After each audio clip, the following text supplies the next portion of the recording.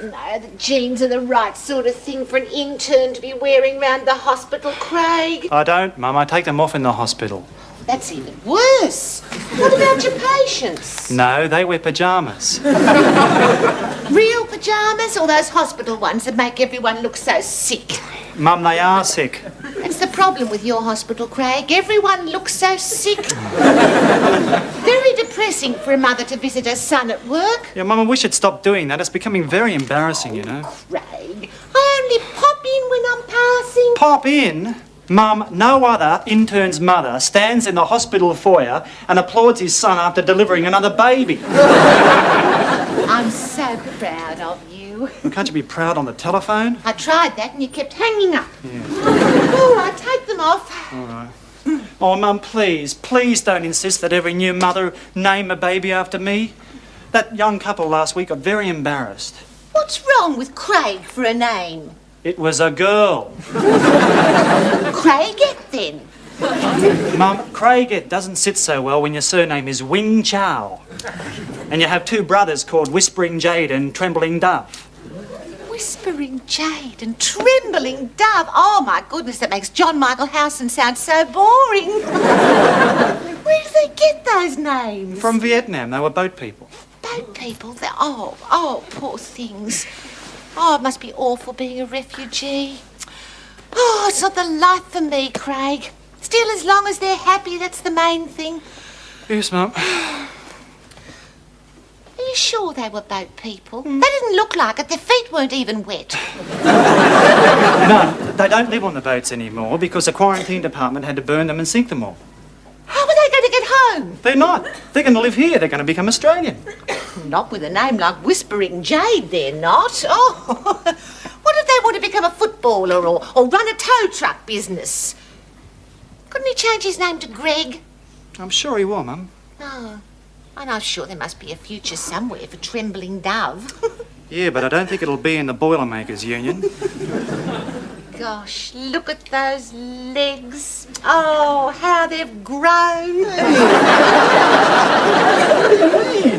Well, don't you remember, Craig, when you were a baby, they were only that long?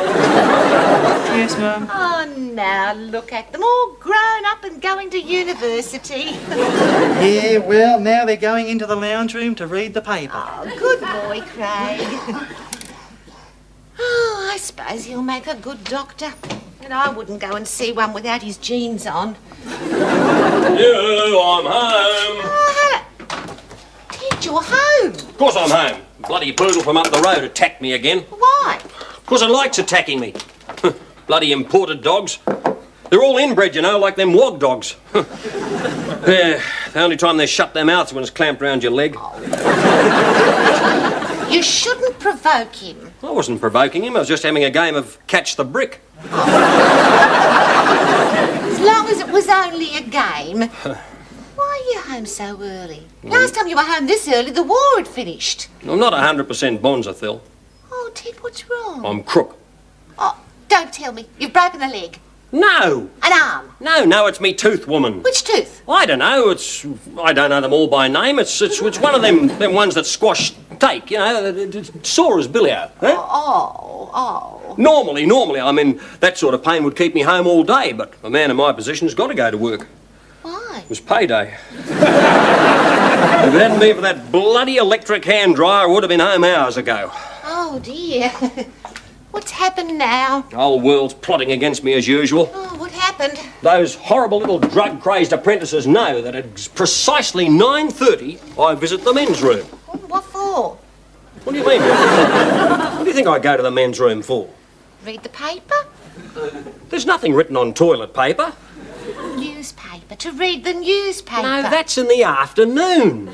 Oh. Anyway, there I am washing my hands at the basin, and who should walk in but old Sir Basil himself. Oh, gosh, Ted. What was he doing there? What do you mean, what was he doing there? What do you think he was doing there? He's a knight. I know that. He uses the one marked Royal Dalton. Anyway, I thought I'd take the opportunity to impress upon him that I'm not just any clot, but real executive material, so I decided to chat to him about his sporting interest. Do you think that was really a good idea? Tell me, Sir Basil, I said, have you got something running in the Melbourne Cup? No, he said, I think you're confused. I've entered the America's Cup. Oh, I said, where's that on, Flemington or Randwick? Neither, he said. It's 8 miles off the east coast of America. Oh, yeah, I said. Good mud runner, is he? That's when me world caved in, Phil. What happened? I hit the button on the hand dryer and suddenly, whack, me nose was squashed up against the wall. Why? Them grotty little apprentices had reversed the fan and sucked me tyre straight up the nostril. That's Sebastian. What did he do? He wiped his hands on the back of my shirt. It took maintenance 3 hours to get me out. Mind you, Phil, you know, I know Sir Basil's a knight and all that sort of thing, but I reckon he's a bit scratching for a quid. Oh, why? Because he walked off with my Solvo. Oh. G'day, Dad. Yeah, what are you doing here? Eating an apple? Without trousers? Yeah, they taste better that way. The zipper doesn't get stuck in your teeth. Very funny, Mr. Smarty University Legs. I've had quite enough of your devil-may-care apple attitude. Apples don't grow on trees, you know. Where are your trousers? Mum's sewing them up. You haven't split them again, haven't you, randy little animal? Oh, you university mob are all the same. Sex, sex, sex. And if it isn't sex, it's eating an apple without your trousers on. No wonder the country's in a mess. Yeah, sure, Stop saying that. Bloody kids. They take their trousers off and they think they own the world. When I was a boy... He's gone, Ted. What? He's left the room. That'd be right. Right in the middle of me childhood. Well, you can tell me about when you were a boy. It's not the same, Phil. You wouldn't understand. Why not? It's years since you've been a boy. There you are. Now you listen to me. Oh, right, what? Don't you come to raw what with me. Now, what was I talking about? You don't remember, do you? Of course I do. No, you just sit there with your mouth flapping in the breeze and all this nonsense pours out of it. How dare you? Everything I say is important and interesting. Important and interesting? What's so important about someone should blow something up? Or leave the money on the fridge? Or why, when I was a boy... Well, that's where I was. Thank you very much. When I was a boy... Oh, no, not again. Yes, again and again. When I was a boy, we were so poor we couldn't afford apples. The nearest thing we got to an apple was sitting around the table and licking a tea towel from Tasmania. Yeah, sure. Yeah. We were so poor that your Uncle Bob and I had to share one pair of trousers. If it hadn't been for that vicar's daughter, the whole town would have still thought we were Siamese twins. What vicar's daughter, Ted? Well, my grandmother, Phil. You're not Craig. Well, go on, Ted. Tell me, what did the vicar's daughter do? Oh, well, she said come round the corner. What, Ted? What did she do? I don't know, because Bob pulled a paper bag over me head.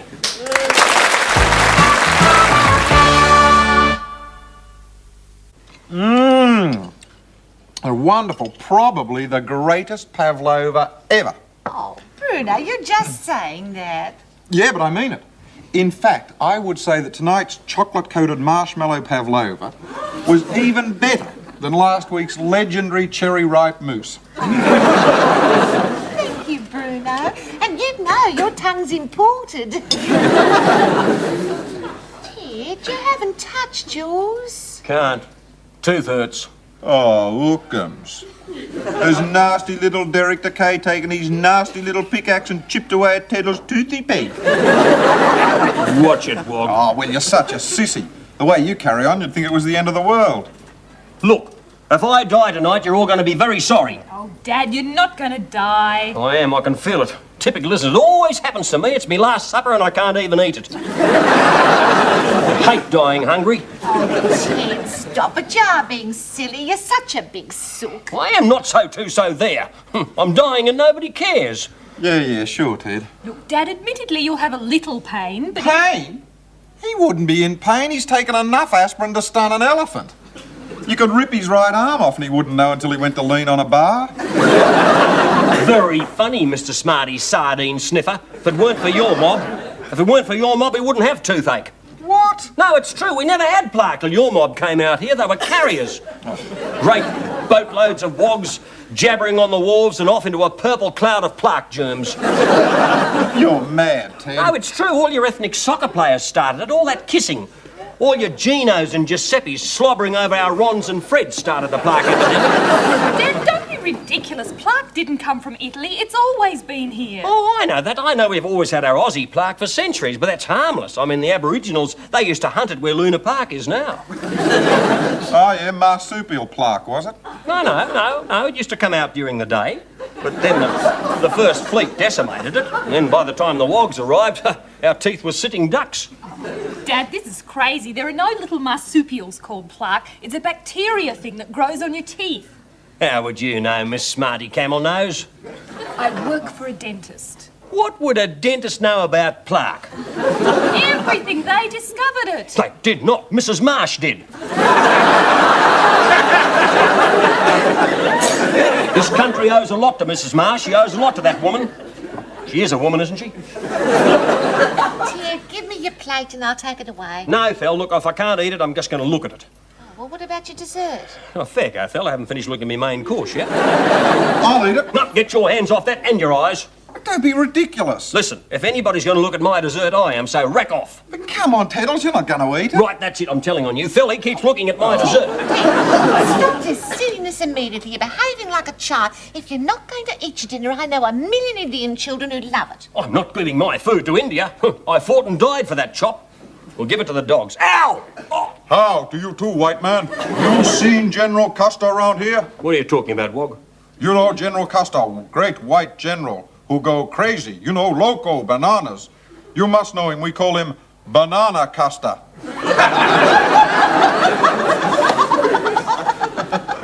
Oh, that's very funny, Bruno. Did you get it, Greg? It's a joke. Yeah, I know what it's about, Mum. It was a very funny joke, Bruno. I told her I got it first time up. He didn't have to tell me anything about it. Oh, it's very funny, Bruno. It's not funny. Ow! Ow! Stop doing that. Ow! Ow! Stop laughing. Ow! Ow! Stop it! All right, everybody, that's enough. We've all had our jokes. We're not here for fun. Let's turn on the Sullivans. Come on, quick.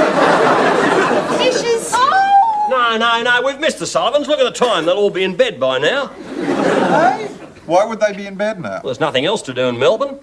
Except steal a tram and drive it into the Yarra. Now, All right. But I haven't suffered such pain since Rommel's personal tank ran over me foot. Rubbish. You broke your toenail when you tripped over one of your own rissoles. It was a tank wound, I tell you. I was there when it happened. Yeah, sure, Ted. Look, Dad, it's silly to put up with this pain. I know we've got a free hour in the morning. Come in at 9 and get it fixed. I'm not going to your dentist. Why not? A man's a dill. God, I'm not going to him groping around inside me mouth. I mean, what would he know about anything? Why shouldn't he? He employed you for a start. He's a good dentist. In the short time he's been there, he's built up a fine practice. Listen, I don't want one that's still practising. I want one that's fully trained. To see a dentist. Don't need to see a dentist. I know what it is. You're scared. Scared? Scared? Me scared? Scared. Listen, mate, I wouldn't know the meaning of fear. I wouldn't know how to spell the word. Well, you can't spell dog either, but you still run when you see one. Especially that poodle from up the road. What poodle? Well, I saw you. No, you couldn't if I had a stocking over me face. you haven't been annoying that poor little poodle again. No, Phil, I was just teaching him how to catch a shovel. Why would he want a shovel? To bury his bones, of course. Well, are you coming to the dentist tomorrow, Dad? No. Ted? Oh, all right. Ow! Oh!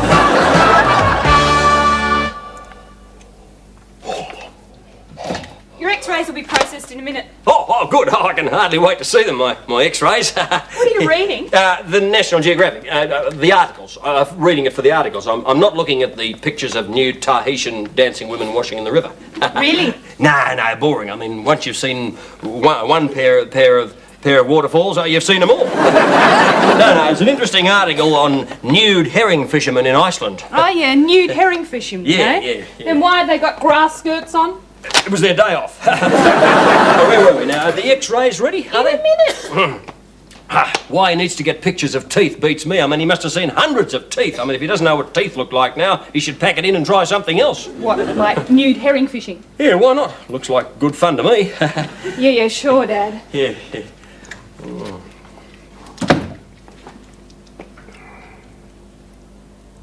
Get out of it, you little perv.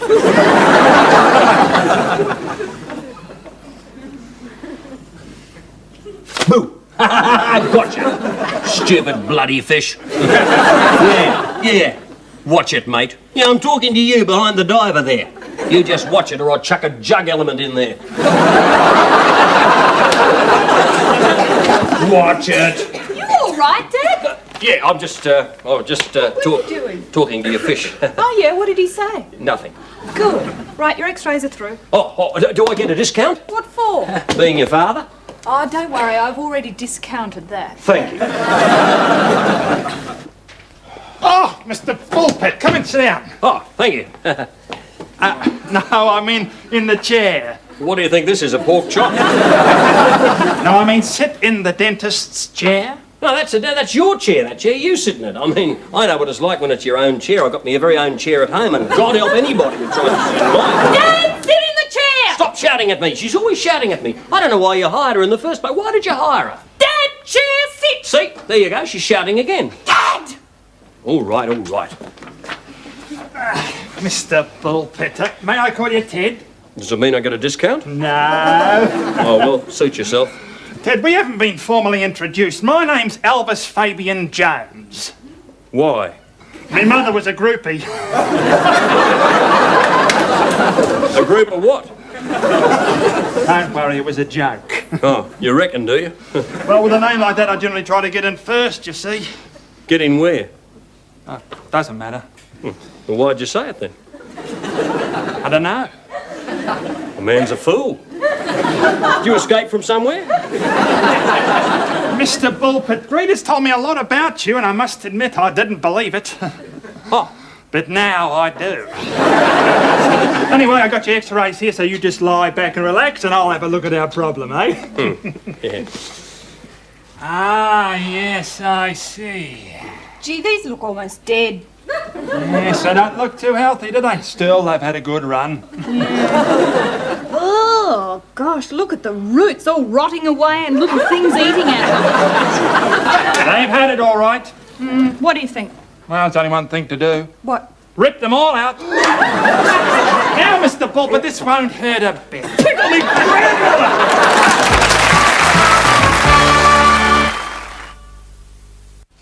Yeah, I'm home. Hello, dear. How was your day? Bloody shambles, of course. Someone should blow French poodles up. Oh, dear. What's happened now? There I am, lurking in the bushes of our own front garden, waiting to catch that horrible little wog paper boy deliberately chucking our paper in the fish pond. Oh, now, Ted. Nick is a nice boy. He doesn't throw your paper in the fish pond deliberately. He does. Well, just some of the time. It's your own fault. You should never have spread that slippery stuff on his pedals. Well, he Now, started... that's enough, Ted. That's enough. Let's not go into the horrors of the paperboy wars. What? What happened today? Well, there I am, waiting in the bushes, when suddenly, whack! Oh, don't tell me. Yeah, that bloody French poodle clamped round me leg. Oh, what did you do? I got him back a beauty, the best trick ever. What? I dragged him to the garage and painted him blue. Jeez, it was funny. One blue poodle yelping down the street. Why did you paint him blue? Of course, the red paint had gone hard. What about his owner? I don't know who he is. They'll have never even seen him. But I left a note in his letterbox saying, "To whom it may concern, I have painted your poodle blue because he keeps biting me. Let this be a lesson. Yours anonymously, T. Bullpit." Not another feud in the street. Oh, talking of conflict, how'd you go with the dentist? Ah, no probs. Bit of pain, Phil, but you know me. Pain and I go together. Yes, I know, Ted. Yeah. So Greta's man fixed your toothache? Not even an injection or anything. Gosh, you were brave. Well, not brave, just more heroic, like Jack Brabham swimming the English Channel, you know. Where's my paper? In the lounge. Oh, pickle me grandmother, where did you come from? Heroic you! That's a laugh. Guys, it's true. Grete didn't even have an injection. Oh, cooey, Grete. How long have I been talking to you? Yeah, cooey, Mum. The reason he didn't have an injection was because he ran away before we could do anything. Oh, Ted. Well, they were going to yank me teeth out, Phil. They said me mouth was full of little things that rotted me teeth away. Oh, We were talking about the flowers. the flowers don't have teeth, Grete. Oh, unless you mean those Venus flytrap things. But they only gum the flies to death. Oh, I suppose some of the older ones would have had time to grow Mum, teeth. you're not listening. Yes, I am. I'm listening as loud as I can. Now, Dad, you're coming straight back to the surgery with me now. No! Look, you've embarrassed me enough today already. Elvis has agreed to stay behind tonight, specially to do your tooth, so come on. Oh, do I have to bring me teeth? Come on. All right, I'm not paying for this morning's appointment. Oh, yes, you are. Don't you threaten me with pain, girlie. I'm a known fainter. Oh, come on. Thelma! Now, Mr. pulpit. Critters, explain what we're going to do? Yeah, charge me full price. And what else? You're going to hurt me. I'm not going to hurt you. Well, what are all those sharp things for? Persuading people to pay their bills. Very funny, Ted. Now, would you like gas? I don't know, how much a gallon do you charge?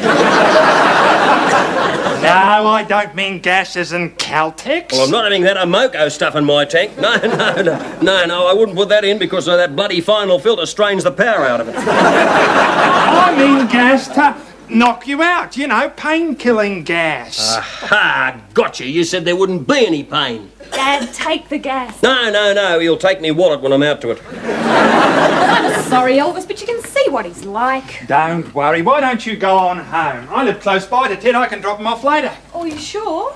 Take it from me, it's gonna be a pleasure. Bye-bye, Dad. Yeah, go on. Right, Ted, let's get this over as quick as we can, eh? Yeah, good idea. It was a very good idea of you sending her off. Injuries and women don't mix. I remember I saw a lot of it during the war. No place for the squeamish, eh, Doc? Right. Right. Let's just put this little sucker thing in here, eh? Okay, right. And a few of these here. Good. Good. Okay, Ted? Yeah, fine. Right. Here we go. Incidentally, I got a call from my wife a little while ago. Oh, yeah? Yes. Yeah. I hear you painted our dog blue.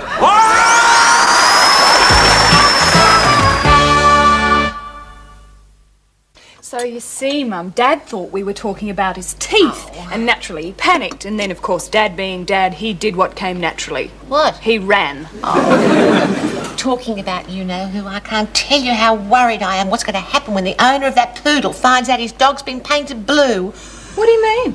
Oh, well, what happened? Yeah, In here, Ted. Your father was... Someone should blow dead to stop.